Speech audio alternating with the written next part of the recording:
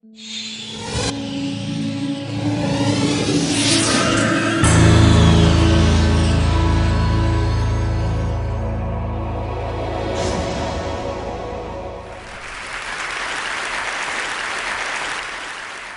I want to start by offering you a free, no-tech life hack.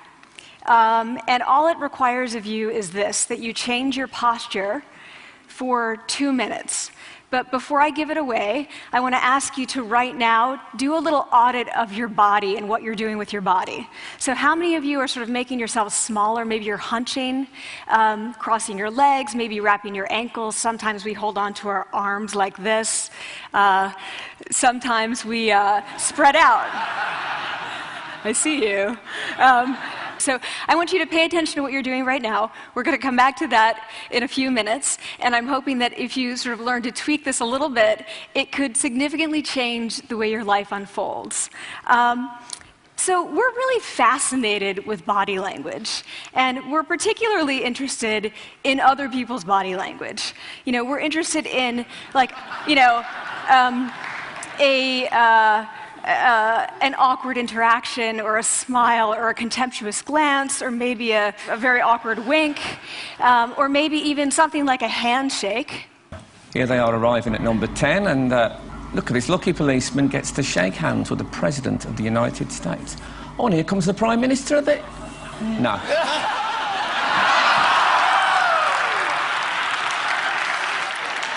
So a handshake, or the lack of a handshake, can have us talking for weeks and weeks and weeks, even the BBC and the New York Times. So obviously, when we think about nonverbal behavior or body language, but we call it nonverbals as social scientists, it's language. So we think about communication. When we think about communication, we think about interactions. So what is your body language communicating to me? What's mine communicating to you?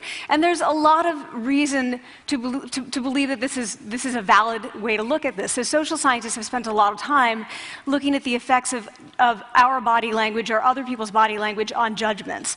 And we make sweeping judgments and inferences from body language. And those judgments can predict really meaningful life outcomes, like who we hire or promote, who we ask out on a date. For example, Nalini Ambady, a researcher at Tufts University, shows that when people watch 30-second soundless clips of real physician-patient interactions, their judgments of the physician's niceness predict whether or not that physician will be sued. So it doesn't have to do so much with whether or not that physician was incompetent, but do we like that person and how they interacted? Even more dramatic, Alex Todorov at Princeton has shown us that judgments of political candidates' faces in just 1 second predict 70% of US Senate and gubernatorial race outcomes. And even, let's go digital, emoticons used well in online negotiations can lead you to claim more value from that negotiation. If you use them poorly, bad idea, right? So when we think of nonverbals, we think of how we judge others, how they judge us, and what the outcomes are. We tend to forget, though, the other audience that's influenced by our nonverbals, and that's ourselves. We are also influenced by our nonverbals, our thoughts and our feelings and our physiology. So what nonverbals am I talking about? I'm a social psychologist. I study prejudice, and I teach at a competitive business school. So it was inevitable that I would become interested in power dynamics. I became especially interested in nonverbal expressions of power and dominance. And what are nonverbal expressions of power and dominance? Well, this is what they are. So in the animal kingdom, they are about expanding. So you make yourself big, you stretch out, you take up space, you're basically opening up. It's about opening up. And this is true across the animal kingdom. It's not just limited to primates, and humans do the same thing. So they do this both when they have power sort of chronically, and also when they're feeling powerful in the moment. And this one is especially interesting because it really shows us how universal and old these expressions of power are. This expression, which is known as pride, Jessica Tracy has studied, she shows that people who are born with sight and people who are congenitally blind do this when they win at a physical competition. So when they cross the finish line and they've won, it doesn't matter if they've never seen anyone do it, they do this. So the arms up in the V, the chin is slightly lifted. What do we do when we feel powerless? We do exactly the opposite. We close up, we wrap ourselves up, we make ourselves small. We don't want to bump into the person next to us. So again, both animals and humans do the same thing. And this is what happens when you put together high and low power. So what we tend to do when it comes to power is that we complement the other's nonverbals. So if someone's being really powerful with us, we tend to make ourselves smaller. We don't mirror them, we do the opposite of them. So I'm watching this behavior in the classroom, and what do I notice? I notice that MBA students really exhibit the full range of power nonverbals. So you have people who are like caricatures of alphas, like really coming into the room. They get right into the middle of the room before class even starts, like they really want to occupy space. When they sit down, they're sort of spread out. They raise their hands like this. You have other people who are virtually collapsing when they come in. As soon as they come in, you see it. You see it on their faces and their bodies, and they sit in their chair and they make themselves tiny, and they go like this when they raise their hand. I noticed a couple things about this. One, you're not going to be surprised. It seems to be related to gender.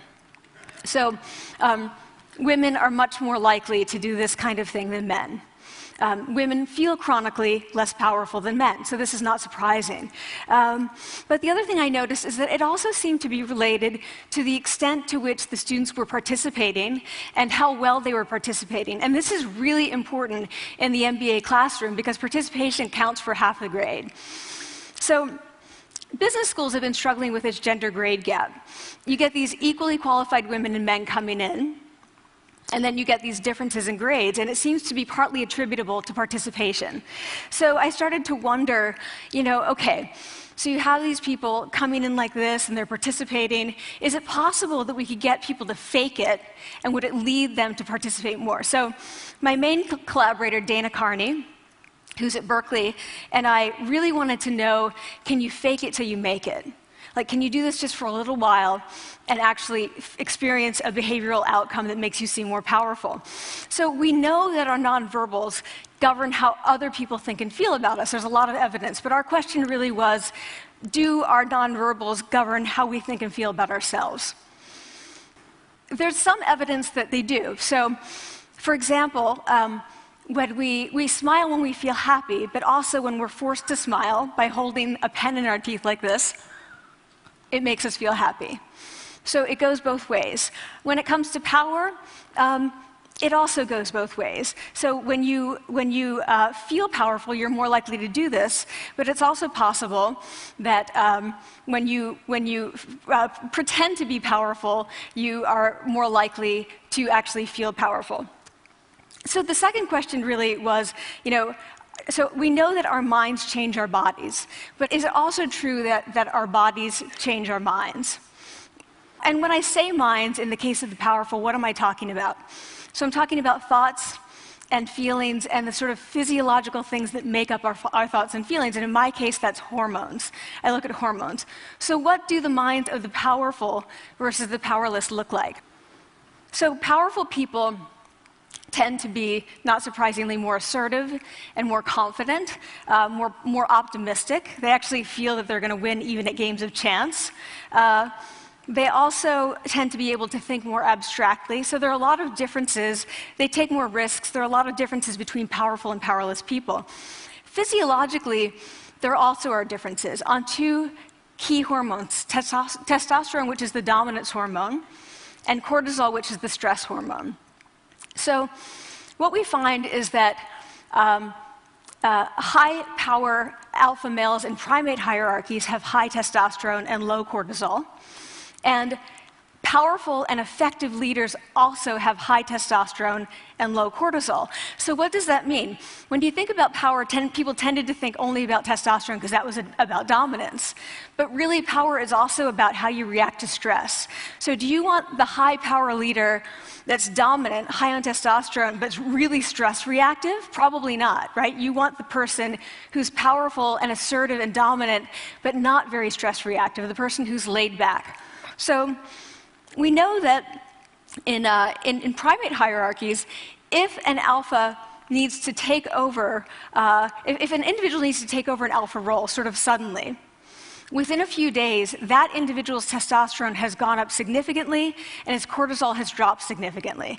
So we have this evidence, both that the body can shape the mind, at least at the facial level, and also that role changes can shape the mind. So what happens, okay, you take a role change, what happens if you do that at a really minimal level, like this tiny manipulation, this tiny intervention? For 2 minutes you say, I want you to stand like this, and it's going to make you feel more powerful.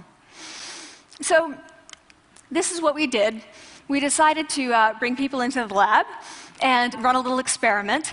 And these people adopted for 2 minutes either high power poses or low power poses. And I'm just going to show you 5 of the poses, although they took on only 2.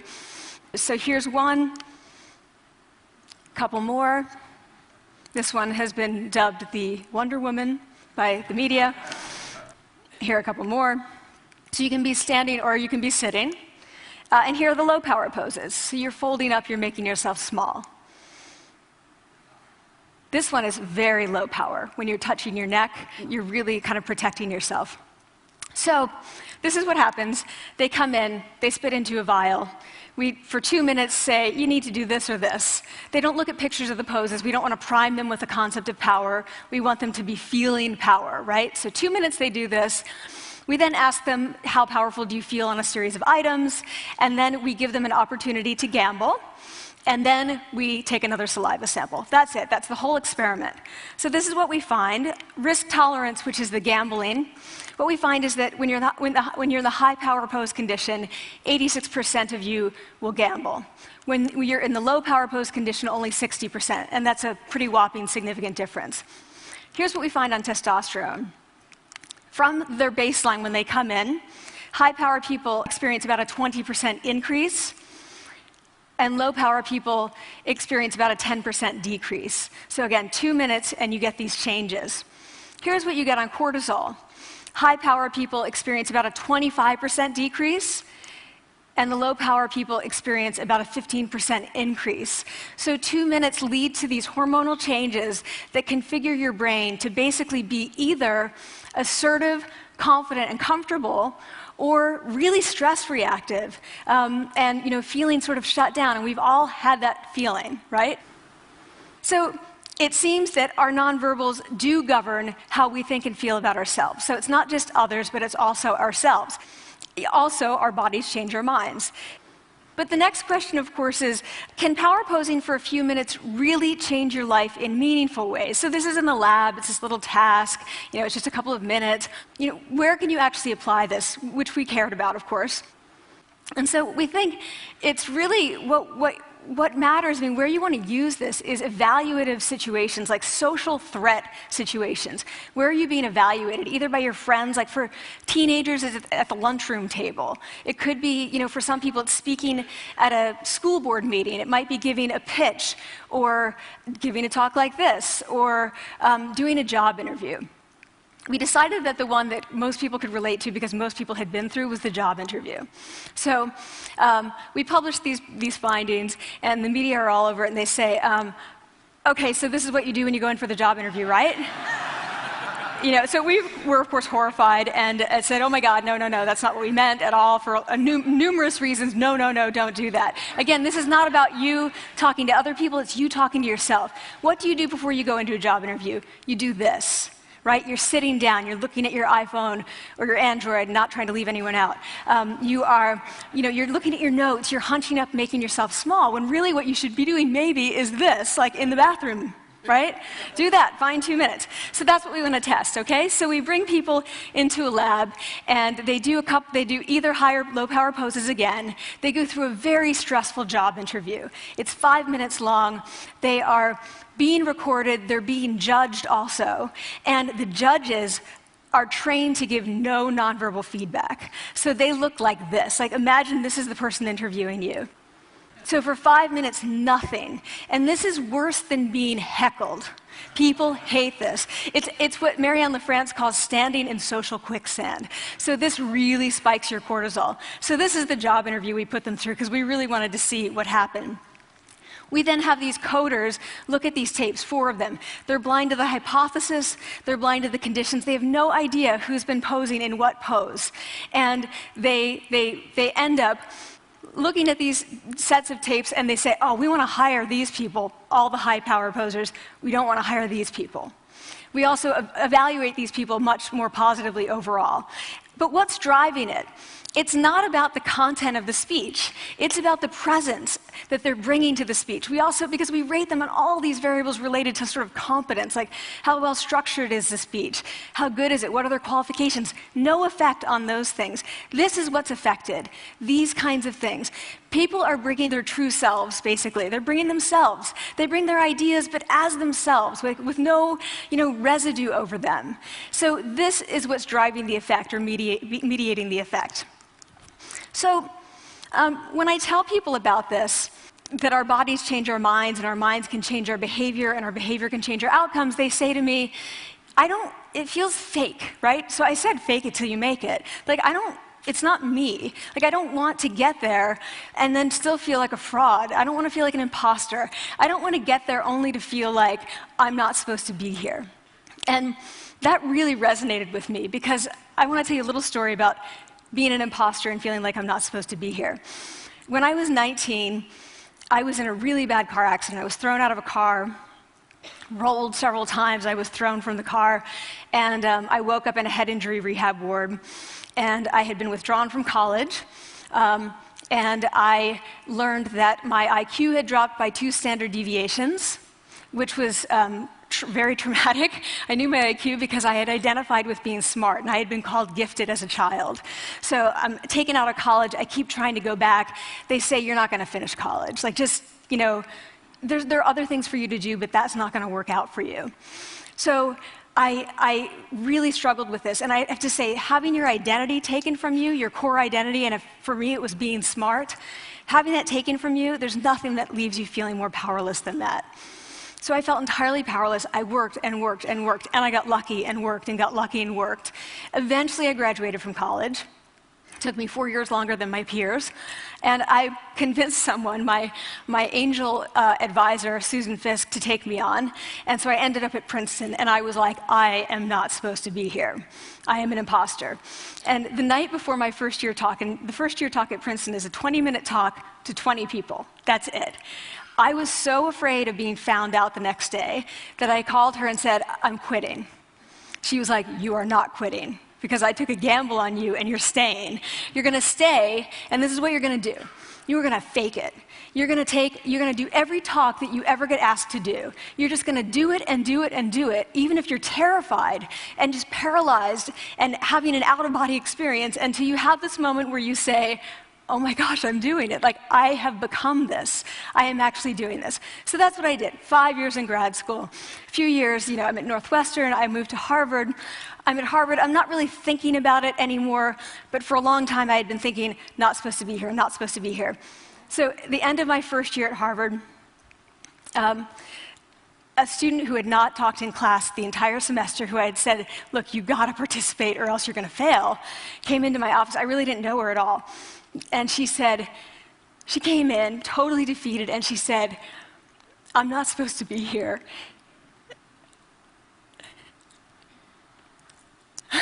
And that was the moment for me, because 2 things happened. One was that I realized, oh my gosh, I don't feel like that anymore. I don't feel that anymore, but she does, and I get that feeling. And the second was, she is supposed to be here. She can fake it, she can become it. So he's like, yes, you are. You are supposed to be here, and tomorrow you're going to fake it, you're going to make yourself powerful, and, you're going to...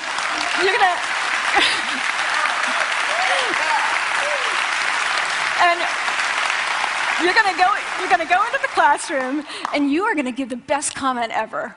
And she gave the best comment ever. And people turned around, and they were like, oh my God, I didn't even notice her sitting there, She comes back to me months later, and I realized that she had not just faked it till she made it, she had actually faked it till she became it. So she had changed. And so I want to say to you, don't fake it till you make it. Fake it till you become it. It's not do it enough until you actually become it and internalize. The last thing I want to leave you with is this. Tiny tweaks can lead to big changes. So this is 2 minutes. 2 minutes, 2 minutes, 2 minutes. Before you go into the next stressful, evaluative situation, for 2 minutes, try doing this in the elevator, in a bathroom stall, at your desk behind closed doors. That's what you want to do. Configure your brain to cope the best in that situation. Get your testosterone up, get your cortisol down. Don't leave that situation feeling like, oh, I didn't show them who I am. Leave that situation feeling like, oh, I really feel like I got to say who I am and show who I am. So I want to ask you first, both to try power posing, and also I want to ask you to share the science, because this is simple. I don't have ego involved in this.